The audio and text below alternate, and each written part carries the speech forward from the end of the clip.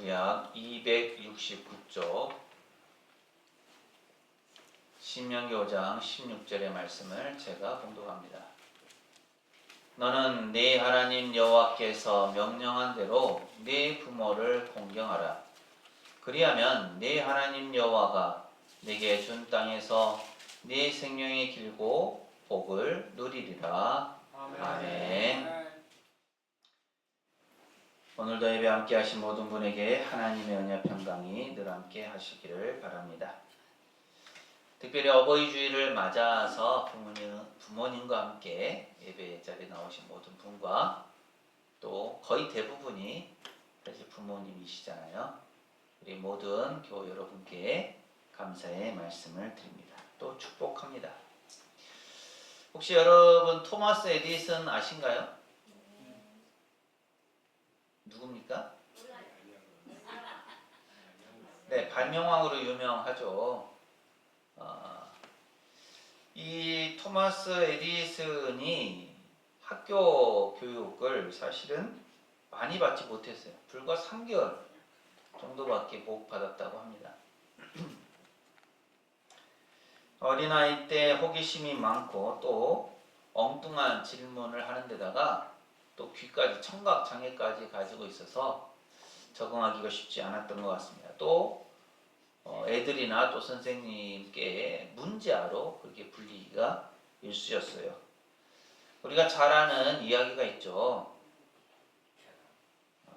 사람도 알을 품으면, 달걀을 품으면 병아리가 될 수 있는가? 이것을 시험하는 행동에 옮겼죠. 그래서 주위의 많은 사람들에게 걱정을 끼친 일화는 유명합니다. 그러다 보니까 에디슨이 학교 생활을 잘 해 나갈 수가 없었겠죠. 어느 날 학교 선생님이 에디슨에게 꼭 어머니에게 전하라고 하면서 봉인된 편지를 써주었습니다. 에디슨의 어머니였던 낸시 엘리엇은 이 편지를 읽고 난 후에 에디슨을 불러서 앉혀놓고 선생님의 편지를 크게 읽어주었어요. 내용이 이렇습니다.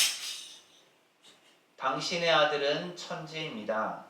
이 학교는 너무 작아서 천재를 가르칠 만한 좋은 교사가 많지 않습니다. 어머니가 직접 가르쳐 보십시오. 이 편지에 따라서 에디슨은 더 이상 학교에 가지 않고 어머니의 가르침을 받으면서 홈스쿨링을 시작했습니다. 어머니는 교사 출신이었어요. 그래서 이 막내 아들을 사랑과 믿음으로 잘 교육하였죠. 아들과 함께 백과사전을 찾아보면서 호기심이 많은 아이를 위해서 날마다 어머니는 기도했습니다. 나중에 어머니가 세상을 떠나고 난 뒤에 에디슨이 세계의 발명가로 우뚝 서게 되었죠. 에디슨은 어머니 유품을 정리하게 되었는데요. 유품을 정리하다가 노랗게 빛깔이 바랜 편지 한 통을 발견했습니다.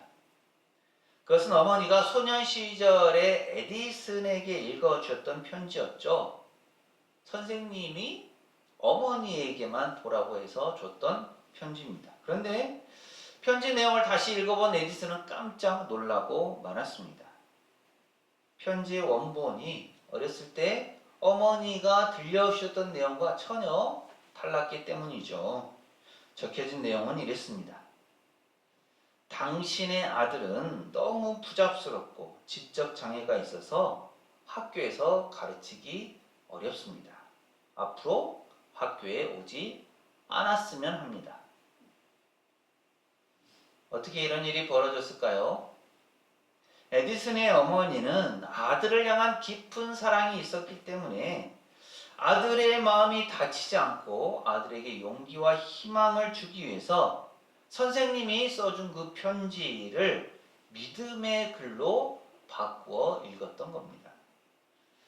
그리고 어머니는 아들의 앞길을 열어주실 하나님께 기도드리면서 오직 믿음으로 그의 선생이 되고자 했던 거죠.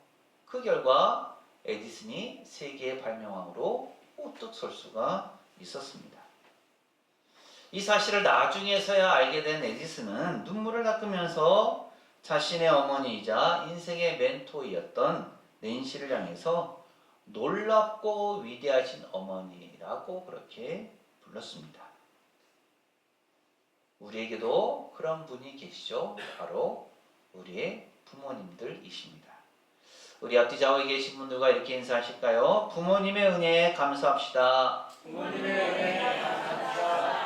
한 번 더 하시죠. 하나님의 말씀에 순종합시다. 하나님의 말씀에 순종합시다.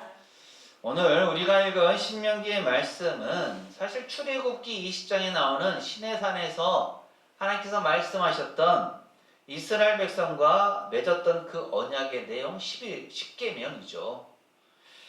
하나님께서는 이스라엘 백성들을 애굽에서 이끌어내시고 가나안 땅으로 인도하시기 전에 그들과 언약을 맺으면서 10가지의 계명을 주셨습니다. 이 계명을 잘 지킴으로써 하나님의 백성된 삶을 살도록 하신 거였죠. 그 내용을 모세는 이 신명기에서 다시 언급하게 되는 겁니다. 왜 이 말씀 10계명을 다시 언급하게 되었을까요? 그것은 지금 모세의 말을 듣는 이들이 과거의 출애굽 당시의 사람들과는 많이 달랐기 때문입니다. 출애굽을 경험했던 놀라운 경험을 했던 그 사람들이었지만 이들이 하나님께 대해 신뢰하지 못하고 불순종하였죠. 그래서 가나안 땅에 바로 들어가지 못하고 하나님께서 광야 40년의 생활을 보내게 하셨습니다. 그래서 광야에서 40년을 보내는 동안 대부분의 장년들, 사람들은 죽고 말았죠. 그리고 이제 가나안에 다시 들어가게 되었는데 가나안 땅에 들어가기 전에 모세도 이미 나이를 많이 먹은 상황에서 이스라엘 백성들을 향해서 새롭게 이제 가나안 땅에 들어가야 될 그 사람들을 향해서 하나님께서 어떻게 이스라엘 백성들을 인도하시고 도우시고 또 그곳에서 가나안 땅에서 그들이 어떻게 살아야 할 것인가, 이러한 신앙의 그러한 기본적인 내용들을 다시 반복해서 가르치게 된 겁니다. 그 내용이 바로 신명기의 말씀이고요. 그 안에 과거 시내산에서 하나님께 말씀하셨던 그 10계명을 다시 언급하면서 이스라엘 백성들이 하나님의 백성답게 살기를 원했던 거죠. 그리고 그 중심에 오늘 우리가 읽은 신명기 5장 16절이 있습니다. 다시 한번 우리가 같이 한 목소리를 읽어봅니다. 시작. 너는 내 하나님 여호와께서 명령한 대로 내 부모를 공경하라. 그리하면 내 하나님 여호와가 내게 준 땅에서 내 생명이 길고 복을 누리리라. 아멘. 우리가 잘 아는 것처럼 이 부모 공경의 계명은 10계명 중에서 5번째 계명이고 사람과의 관계 속에서 지켜야 할 명령입니다. 그런데 이 계명은 하나님과의 관계에서 지켜야 할 4가지 명령과 이후에 이어지는 사람들과의 관계 속에서 지켜야 할 5가지 명령의 가교 역할, 즉 다리 역할을 해요. 그만큼 중요하다는 겁니다. 이게 무슨 말일까요? 우선 우리가 잘 아는 것처럼 10계명에서 제1계명부터 제4계명까지는 하나님과의 관계 속에서 지켜야 할 내용들입니다. 하나님 외에 다른 신을 네게 두지 말라라는 말씀, 자기를 위해서 새긴 우상을 만들지 말고 그것들에게 절하거나 섬기지 말라는 말씀, 하나님 여호와의 이름을 망령되게 일컫지 말라는 말씀, 안식일을 기억하여서 거룩히 지키라 라는 말씀이죠. 한마디로 하나님을 경외하고 사랑하라는 말씀입니다. 그 이후에 6계명부터 10계명까지는 사람들과의 관계에서 해야 될 내용이죠. 살인하지 말라는 말씀, 간음하지 말라는 말씀, 도둑질하지 말라는 말씀, 이웃에 대하여 거짓 증거하지 말라는 말씀, 내 이웃의 아내나 이웃의 모든 소유를 탐내지 말라는 말씀입니다. 한마디로 이웃을 사랑하라는 말씀이죠. 그래서 십계명 안에는 하나님을 사랑하라 그리고 이웃을 사랑하라는 이 내용이 다 담겨져 있습니다. 그런데 그 한가운데 부모를 공경하라는 이 5계명이 있는 거죠. 부모를 공경하는 것이 어떻게 하나님을 사랑하는 것과 이웃을 사랑하는 것에 연결이 될까요? 하나님의 백성으로서 하나님을 사랑하는 것은 당연합니다. 그러니까 하나님의 말씀을 잘 지켜서 하나님과 언약 관계를 계속 이어가는 것 중요하죠. 그리고 나서 사람과의 관계, 이웃을 사랑하도록 말씀하십니다. 물론 부모를 공경하는 것은 사람과의 관계, 이웃을 사랑하는 것에 포함되죠. 하지만 이 계명이 과연 사람만을 향한 것일까요? 아닙니다. 우리가 어떻게 하나님의 사랑을 발견할 수 있습니까? 하나님께서 우리를 돌보심을, 하나님께서 우리를 자녀 삼으심을 우리가 어떻게 알 수 있을까요? 물론 여러 가지 방법이 있겠죠. 내가 스스로 깨우쳐서 알 수도 있습니다. 내가 열정을 가지고 하나님을 찾고 찾아서 알게 될 수도 있죠. 성경 말씀을 가지고 연구하고 배움으로써 깨닫게 될 수도 있습니다. 하지만 보다 분명한 것은 하나님께서 육신의 부모를 통해서 우리에게 하나님의 사랑, 하나님의 마음을 가르쳐 주신다는 겁니다.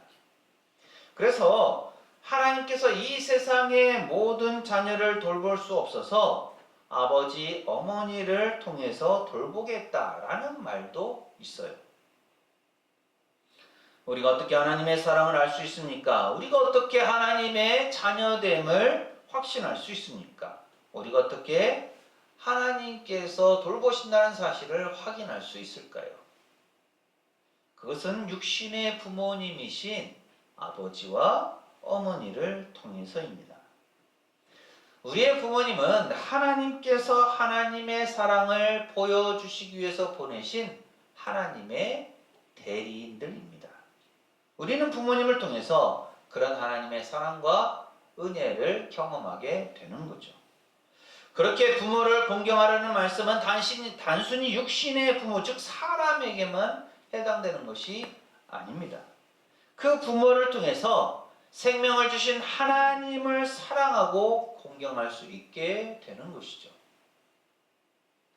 그래서 이 5번째 계명은 하나님을 사랑하라는 것 그리고 이웃을 사랑하는 것 사이에 가교 역할을 하는 거죠. 또한 오늘 말씀에서 공경하라 라는 이 말씀의 원래 의미는 무겁게 하다 라는 뜻이에요. 이것은 출애굽기 21장 17절에 부모를 저주하는 자는 죽일지니라 라는 명령에 나오는 이 저주하다 라는 동사와 대조가 됩니다. 저주하다는 이 말의 원래 뜻은 가볍게 하다, 가볍게 여기다 이거든요. 그래서 이 두 가지 공경하다 혹은 저주하다 라는 두 가지 동사는 효도와 불효에 대한 매우 적절한 히브리식 표현이라고 할 수가 있습니다. 성경은 부모를 가볍게 여기고 부모에게 반항하고 굿하고 멸시하는 페류나에 대해서 사형에 처하라고 명령할 만큼 효도를 크게 강조합니다. 부모를 짓밟는 행위는 곧 부모님께 권위를 부여하신 하나님께 대한 반항을 의미하죠. 그래서 그런 페류나에 대한 처형 방법이 신명기 21장 18절에 나와 있습니다. 그의 아버지의 말이나 그 어머니 말을 순종하지 않고 부모가 징계하여도 순종하지 않거든 사람들이 그 성읍의 모든 사람들이 그를 돌로 쳐 죽여라 하고 말씀하고 있는 거죠. 그러니까 부모를 공경하지 않고 가볍게 여기는 저주하는 멸시하는 그 페류나에 대해서는 성읍의 모든 사람들이 돌로 쳐서 죽여서 악을 제거해야 하는 겁니다. 반면에 사람이 부모를 공경하면 어떻게 될까요? 하나님께서 주시는 큰 복을 누리게 됩니다. 이것은 장수의 복인데요. 단순히 이것이 물리적으로만 긴 수명을 누리는 것이 아니라 번영을 누리는 장수를 얘기합니다. 그렇기 때문에 부모를 공경하는 것이 그만큼 자녀에게도 유익하다라는 말씀이죠. 그런데 우리가 이런 말씀들을 살펴보면서 반드시 기억해야 할 중요한 내용이 있어요. 그것은 왜 우리가 부모를 공경해야 하는가입니다.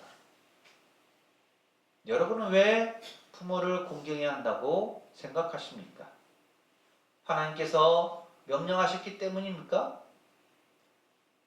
하나님께서 부모를 공경하면 복을 주시기 때문입니까? 아니면 사람으로서 당연히 해야 할 일이기 때문입니까? 물론 이렇게 하나님께서 다른 계명들과는 달리 부모를 공경하는 것에만 복을 주신다라고 약속하신 것은 부모를 공경하는 것이 그만큼 중요하다라는 의미가 담겨져 있죠. 물론 부정적으로 본다면 그 당시의 사람들이 부모를 하도 공경하지 않으니까 하나님께서 부모를 공경하면 이렇게 복을 받는다라고 말씀하신 것이 아닐까라고 생각할 수도 있습니다. 하지만 그렇다고 해서 우리가 복을 받기 위해서 부모를 공경해야 하는 것일까요? 그것은 아닐 것입니다. 또 부모를 공경하는 것이 인간으로서 가져야 할 가장 기본적인 도리이기 때문이기도 하지만 이것은 앞서 말씀드린 것처럼 하나님과의 관계까지 영향이 있습니다. 이것이 무슨 뜻이냐? 우리가 부모를 공경해야 하는 이유는 복을 받기 위해서, 우리가 이 땅에서 장수하기 위해서, 복을 누리기 위해서가 아니라는 거죠. 하나님의 백성으로서 하나님께 순종하는 것이 마땅한데 그 대상이 우리의 부모님이기도 하기 때문입니다. 부모가 자녀를 사랑하는 것, 왜 그렇습니까? 자녀가 뭘 잘했기 때문일까요? 자녀가 예뻐서입니까? 자녀가 키가 커서입니까? 자녀가 공부를 잘해서입니까? 자녀가 건강해서입니까? 아닙니다. 부모가 자녀를 사랑하는 것은 자기 자녀이기 때문이죠. 하나님께서 우리를 사랑하시는 것도 우리가 하나님의 자녀이기 때문입니다.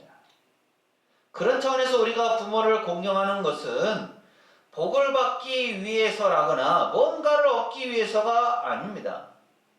다른 어떤 이유나 다른 어떤 조건이 아닌 그분이 바로 우리의 부모님, 나의 아버지, 나의 어머니이기 때문이죠. 여러분에게 부모님은 어떤 분들이셨습니까? 예전 영상이긴 한데요. 부모님에 대해서 잘 설명해 주는 영상이 있습니다. 어머니에 관한 영상과 아버지에 관한 영상과 어머니에 관한 영상입니다. 아버지, 내 아버지, 주의 사랑 필요해요. 아버지, 내 아버지, 고아와 같이 두지 마소서. 나의 위로 빛난 점 내 영혼의 치료자. 두려움에서 건지사 아버지 집으로 이끄소서. 아버지, 내 아버지, 나의 이름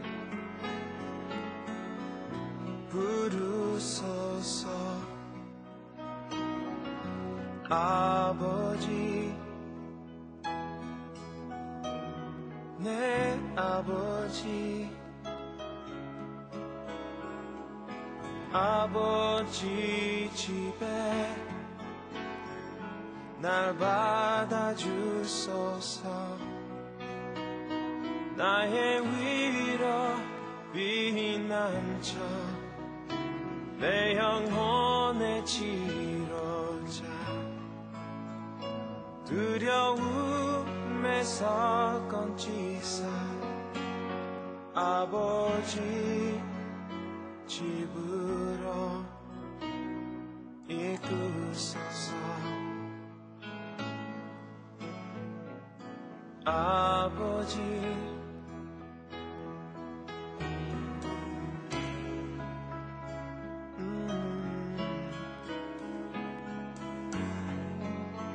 내 아버지 내 아버지 아버지 내 아버지 주의 사랑 필요해요 아버지 내 아버지 고아와 같이 두지 마소서 나의 위로 피난처 내 영혼의 치료자 두려움에서 건지사 아버지 집으로 나의 위로 피난처 내 영혼의 치료자 두려움에서 건지사 아버지 집으로 이끌소서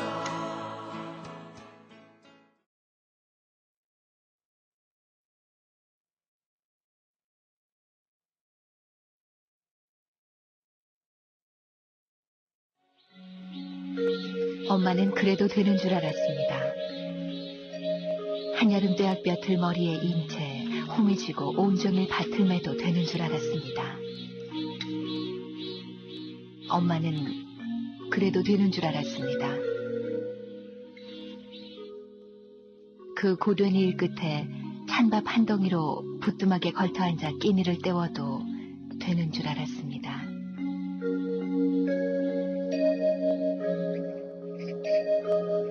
엄마는 그래도 되는 줄 알았습니다.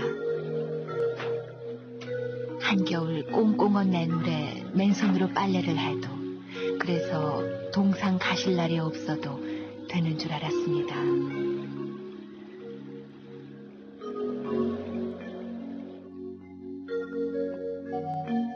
난 괜찮다, 배부르다, 너희들이나 많이 먹어라. 더운 밥, 맛난 찬, 그렇게 자식들 다 먹이고 숭늉으로 허기를 달래도 되는 줄 알았습니다.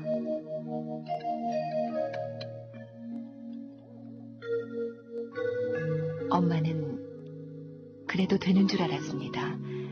발뒤꿈치가 죄해져 이불이 소리를 내고 손톱이 깎을 수조차 없게 달아 문드러져도 되는 줄 알았습니다. 엄마는 그래도 되는 줄 알았습니다. 술 좋아하는 아버지가 허구한 날 주정을 하고 철부지 자식들이 속을 썩여도 되는 줄 알았습니다.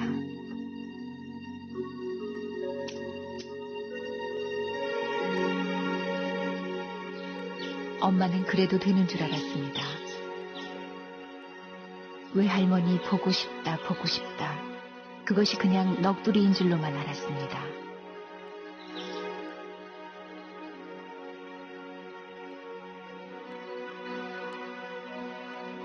어느 날 아무도 없는 집에서 외할머니 사진을 손에 들고 소리지게 우는 엄마를 보고도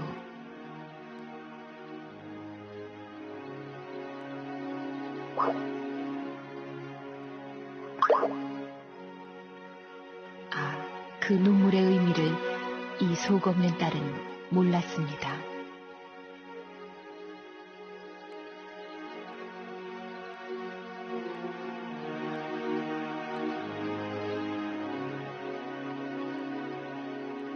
내가 엄마가 되고 엄마가 낡은 액자 속 사진으로만 우리 곁에 남았을 때 비로소 엄마는 그러면 안 되는 것인 줄을 알았습니다.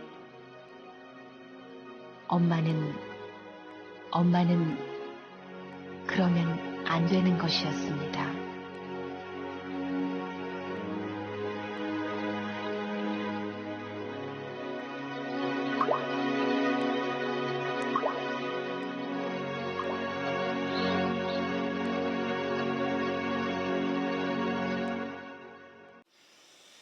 우리 아버지, 어머니는 이런 분이셨습니다.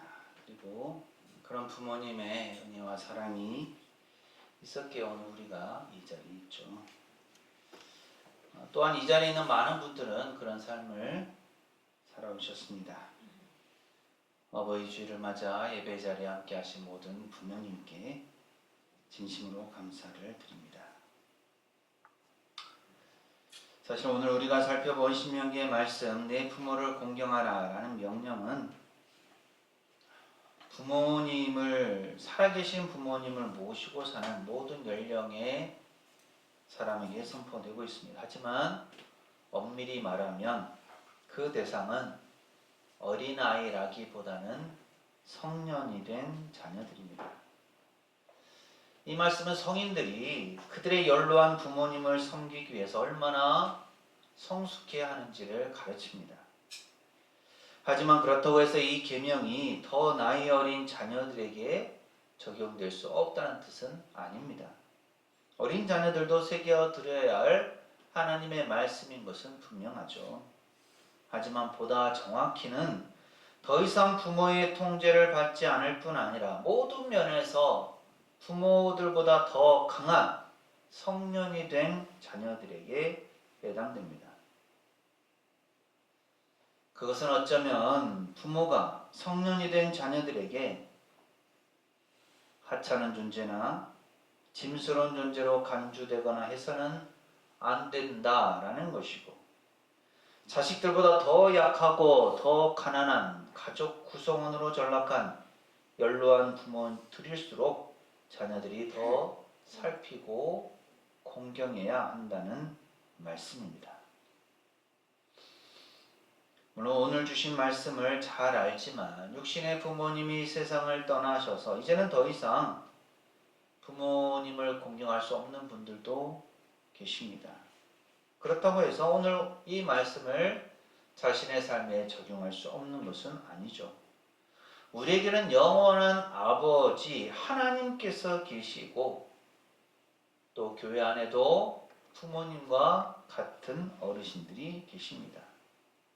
그분들을 공경하는 것이 부모님을 공경하는 것이고, 또한 하나님을 공경하는 것이 부모님을 공경하라는 하나님의 말씀을 지키는 것입니다. 어버이 주일을 맞아 부모님의 사랑과 은혜를 다시 한번 기억하고 감사하시기 바랍니다. 또한 우리에게 부모님과 같으신 교회 어르신들을 잘 공경할 수 있기를 바랍니다. 나아가서 영원한 부모님이신 하나님을 온전히 경외함으로 하나님께서 약속하신 복을 받아 누리는 은혜가 우리 모두에게 있기를 간절히 소망합니다. 기도합니다.